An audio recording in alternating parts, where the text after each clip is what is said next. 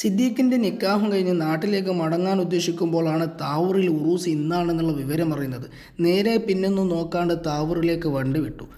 ബഹുമാനപ്പെട്ട സൂഫി ഷഹീദ് വലിയുള്ളാഹി ഈജിപ്തിൽ നിന്ന് വന്ന് കൊടകിൽ താമസിക്കാൻ വേണ്ടി തിരഞ്ഞെടുത്ത സ്ഥലങ്ങളിൽപ്പെട്ട ഒരു സ്ഥലമാണ് ഞങ്ങൾ ഇപ്പോഴുള്ള താവൂർ. മഹാനവരുകൾ ജീവിതത്തിൽ ഉളൂ ചെയ്യാൻ വേണ്ടി ഉപയോഗിച്ചു കൊണ്ടിരുന്ന കുളത്തിന്റെ ചാരത്ത് ചെന്ന് ആ പോലിഷിയാക്കപ്പെട്ട വെള്ളം സ്പർശിച്ച് മുഖം കഴുകിയതിൽ മനസ്സിന് എന്തെന്നില്ലാത്ത സന്തോഷം. പിന്നെ അവിടുന്ന് അന്ത്യവിഷമം കൊള്ളുന്ന ഔലിയാക്കളുടെ ചാരത്ത് ചെന്ന് സിയാറത്തൊക്കെ ചെയ്ത് ബഹുമാനപ്പെട്ട സൂഫി ഷഹീദ് വലിയുള്ളാഹി താമസിച്ചു കൊണ്ടിരുന്ന ആ വീട്ടിലേക്ക് ഞങ്ങൾ നടന്നു.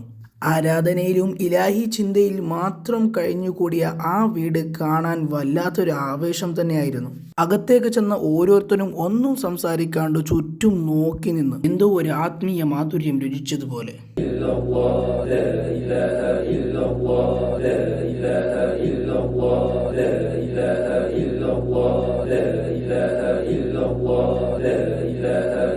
കൊടകിലെത്തി കൊടകിലെ സുൽത്താനിന്റെ ചാരത്തേക്ക് എത്തിയില്ലെങ്കിൽ അത് മോശമാണല്ലോ. അതുകൊണ്ട് ഞങ്ങൾ നേരെ ഏർമാടിലെത്തി. അവിടുത്തെ സ്വലാത്ത് മജ്ലിസിൽ എത്തിയതിലും ദുആയിൽ കൂടാൻ കഴിഞ്ഞതിലും വല്ലാത്ത സന്തോഷം.